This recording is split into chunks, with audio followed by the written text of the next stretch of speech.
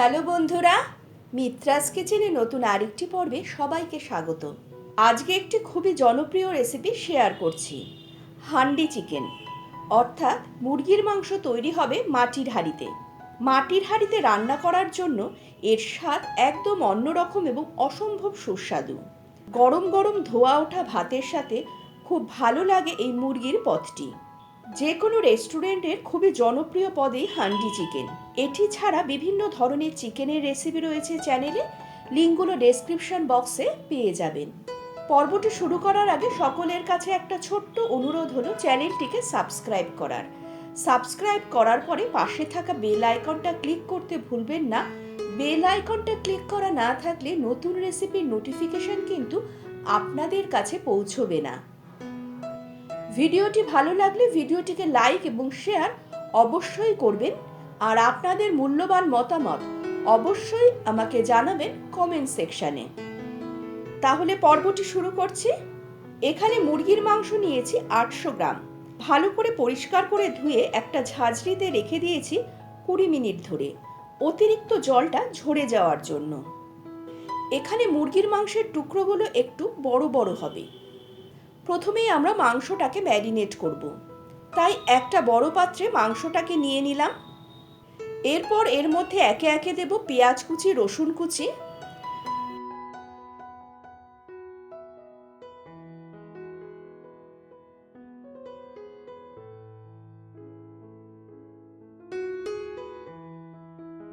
চারটা আস্ত রসুন আমি দিয়েছি, এটা কিন্তু অপশনাল। দিচ্ছি আদা বাটা, ধনে গুঁড়ো, জিরের গুঁড়ো, গরম মশলার গুঁড়ো, কাশ্মীরি লাল লঙ্কার গুঁড়ো, শুকনো লঙ্কার গুঁড়ো, গোটা কাঁচা লঙ্কা, গোলমরিচের গুঁড়ো।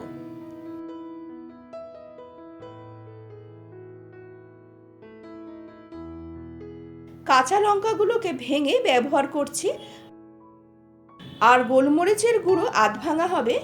ফ্রেশ গুঁড়ো ব্যবহার করতে হবে, তাহলে মাংসের গন্ধ ও স্বাদ দুটোই কিন্তু খুব ভালো হবে। এবার দিচ্ছি তেজপাতা, শুকনো লঙ্কা, গোটা সাদা জিরে, বড় এলাচ ও ছোট এলাচ। দুই ধরনের এলাচকেই আমি থেতো করে নিয়েছি।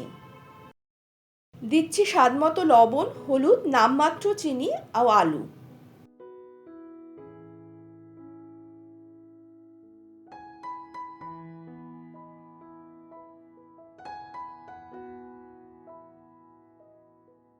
সামান্য লবণ আলুর টুকরোগুলোর গায়ে মাখিয়ে নেব।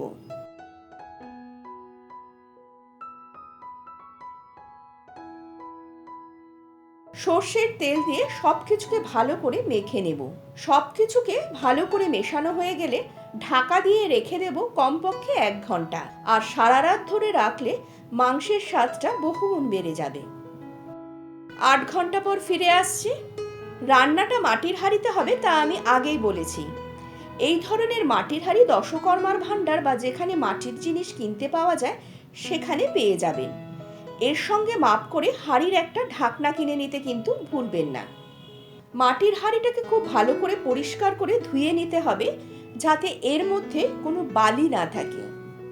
খানিকটা ঘি নিয়ে হাঁড়ির ভেতরে সুন্দর করে মাখিয়ে নেব।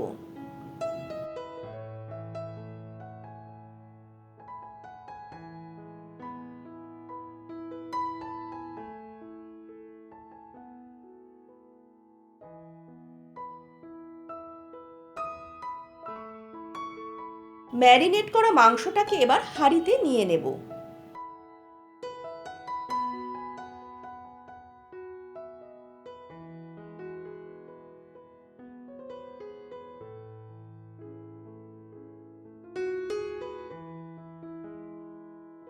ছয়শো ml জল দিয়ে পাত্রটাকে খুব ভালো করে ধুয়ে হাঁড়ির মধ্যে দিয়ে দিলাম।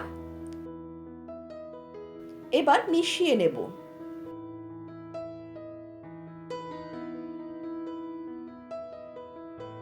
এবার একটা তোয়ালে চাপা দিয়ে ঢাকনাটা বসিয়ে দেব। তোয়ালের পরিবর্তে আটা দিয়ে হাঁড়ির মুখটা কিন্তু সিল করে নিতে পারবেন। লক্ষ্য রাখতে হবে যখন মাংসটা রান্না হবে তখন যেন বাষ্পটা বাইরে বেরিয়ে না আসে। এবার হাঁড়িটা গ্যাসের ওপর বসিয়ে 8 থেকে 10 মিনিট গ্যাসের আঁচটা বাড়িয়ে হাঁড়িটাকে গরম করে নেব। ওপরে ভারী কিছু চাপা দিতে হবে। তাহলে ভাপটা কোনোভাবেই বাইরে বেরিয়ে আসবে না। 8 মিনিট পর গ্যাসের আঁচটা একদম কম করে দিয়ে 25 মিনিট এইভাবেই রেখে দেব, ঢাকনাটা খুলব না।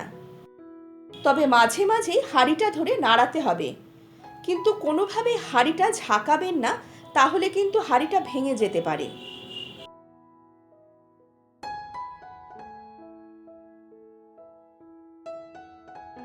পঁচিশ মিনিট পর ঢাকনাটা খুলে একটু নেড়ে চেড়ে নিয়ে দেখব মাংস আলু সেদ্ধ হয়েছে কিনা।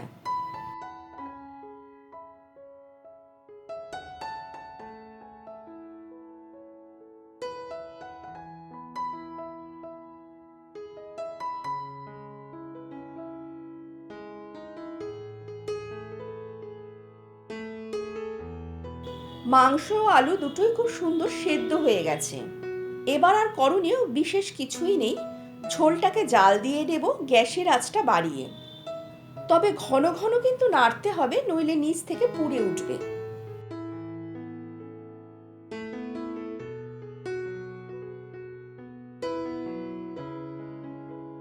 ঝোলটা জাল হয়ে গেলেই গ্যাসের আঁচটা বন্ধ করে দিয়ে গরম গরম পরিবেশন করুন ধোয়া ওঠা ভাতের সাথে। আর আমাকে কমেন্ট সেকশনে মন্তব্য লিখে জানান কেমন খেলেন মাটির হাঁড়িতে তৈরি মুরগির মাংস। আশা করছি আজকের রেসিপিটি সকলেরই ভালো লাগবে। যারা চ্যানেলে নতুন বন্ধু, তাদের কাছে একটা অনুরোধ হলো চ্যানেলটিকে সাবস্ক্রাইব করার।